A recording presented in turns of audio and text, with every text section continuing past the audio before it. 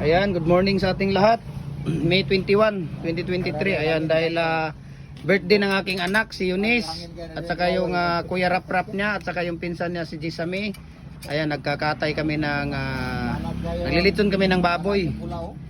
So, nililitson namin ito. Double celebration ito dahil para isahan na lang ang gastos. Ayan. So, ang driver natin ngayon ay si Papa. Ayan o, driver. Saan punta mo? Kami sa Sambuanga. Ah? Sambuanga? Ayan, Sambuanga daw ang punta niya. Ayan o.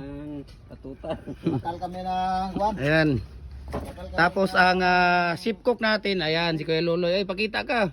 Yan ang ship cook natin, no? Bulaw na ang buhok eh, sa kalilitson eh. Ayan. Bulagaw na yung buhok ni ano natin, yung ship cook natin. Ayan, so dahil birthday ni Eunice, advance celebration ito dahil weekdays ang birthday niya eh, may klase. 24 ang birthday niya. Tapos si Gisa May 25, si Kuya Rap nila ay May 15, so late na. Late celebration na yung ano ni Kuya Rap nila. Ayan, so yan ang update muna natin ngayon sa ating lechon baboy. Ayan.